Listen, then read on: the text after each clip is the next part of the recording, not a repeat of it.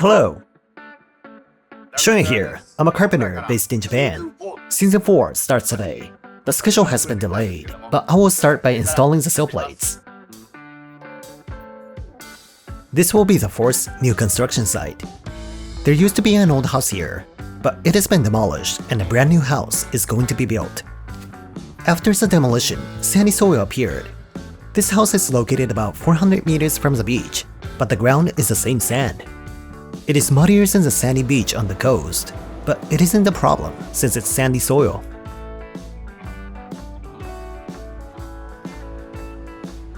I installed the sill plates as a first job. This land is on a slope, so the foundation has been leveled. The foundation is high from the outside. I measured the right angle of the foundation with a theodolite the day before. By crossing the inclines, I confirm it again.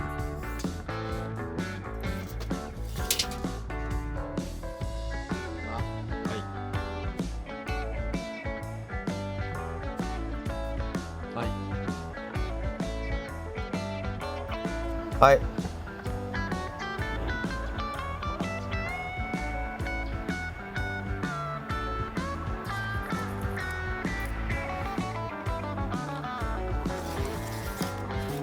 30年も昔ね。糸巻きから砕けていくんやな。で古いのだけ残るねんこうやってよ。なんでそんな回しにくそうなの？回しにくいんやってこれが。ハンドルついてないの？あ、もともとついてないんだ。To install the sills in the correct position, I draw straight lines on the foundation according to the dimensions of the sills and the building. In the old days, we used to draw a line 30mm away from the center of the sill and use it as a reference when hand-cutting the sill. But now, the sills are pre-cut. There is no point in drawing a line 30mm away from the center. Though for the last 20 years, I have been drawing a line on the foundation based on the outside of the sill. However, if the foundation was slightly shifted when installed, the ink won't adhere firmly. This sometimes happens, but in this house, there is no misalignment, not even to the millimeter. It is built precisely.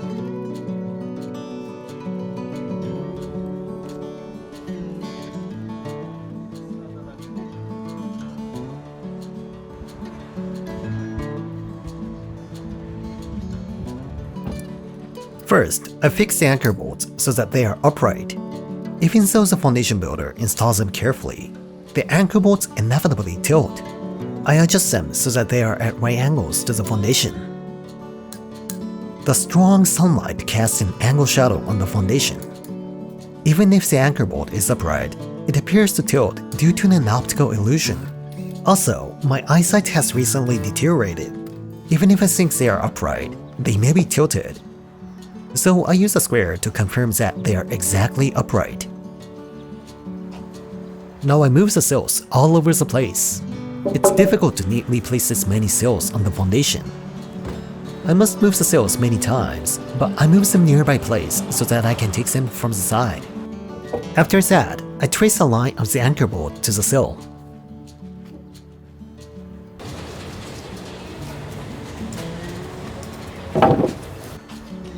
The basic way is to trace the anchor bolt to the bottom side of the sill and then tighten the bolts. But I'm lazy, so I'm tracing from the top. I've already adjusted the anchor bolts to be upright, but I also trace the actual inclination of the anchor bolts to the surface of the sill. By drilling the hole towards that line, the sill will be firmly installed.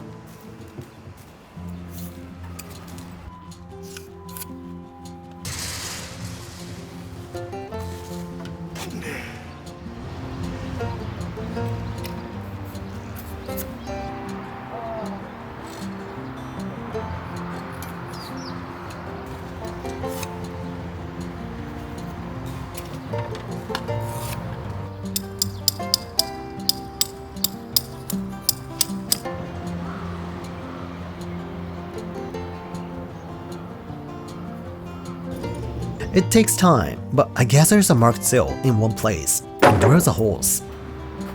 A 21mm drill is used for the regular anchor bolts, and a 24mm drill is used for the hold downs.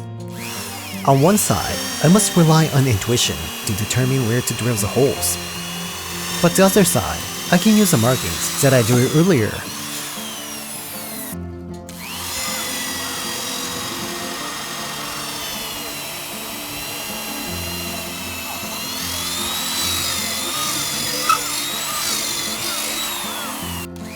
By drilling holes in one place, you can collect sawdust and make cleaning easier.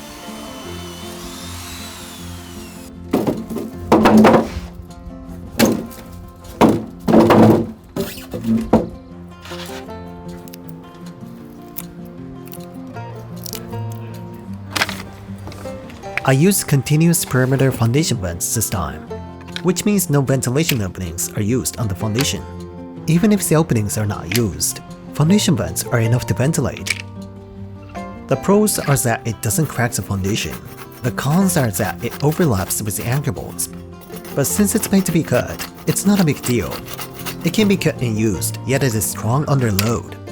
It is well made. Foundation vents are used by setting them between the foundation and the sill. They are not secured.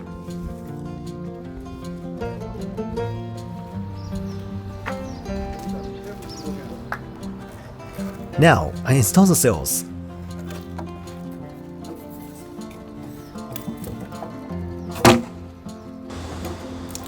Whenever I install the pre-cut sills, I wonder how they are selected in order. I believe the order is decided by the computer, not by humans. The order of installation is unthinkable for ordinary carpenters. The sills on this house, for instance, need to be joined straight first before proceeding to the next section. Even after moving to the next section, it's not connected to the sills that are installed first. It's like joining by moving here and there. So I think the order was not decided by a human.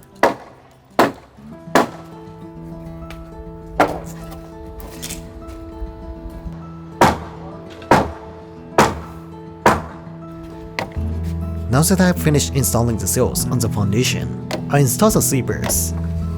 When installing sleepers, I attach plastic or steel post on the bottom beforehand. It's much easier this way, since I won't need to lie down and face upward to install the sleepers. I will securely prop up the center post if the sleeper is 2 meters long. Since it's long, it could sink when installing other parts on it, and it could break. If the sleeper is just 1 meter, I use a post in its original state. This makes it easier to clean the subfloor after it has been built. After all the sleepers are installed, I set washers to the anchor bolts. I'm going to level this washer with the sill's top surface when secured. By securing it tightly with an impact wrench, it will be level with the sill. Of course, the anchor bolt length is also important. There are a few places where the anchor bolt is too long, even though the washer has leveled the sill. I use a disc grinder to cut them.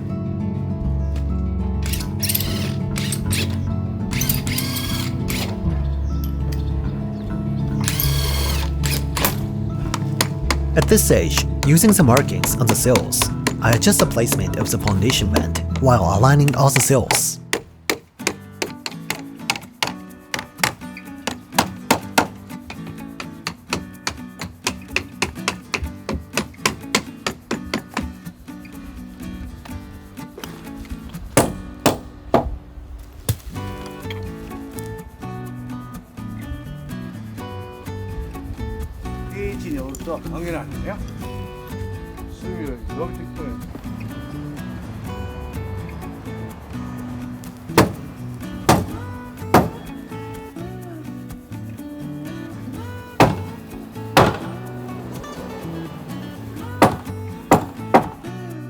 Next, I tighten all the washers.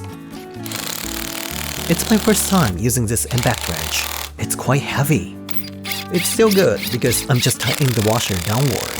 However, I'm sure it's tough to tighten the nuts horizontally or upward when framing because it's so heavy. I will have tendonitis in my wrists.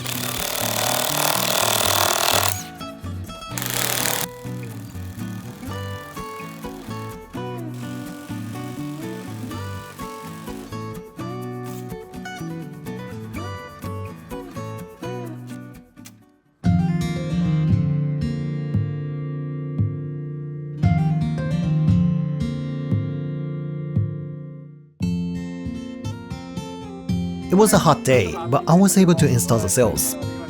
There are many sills for the size of this land area, because the house has a carport.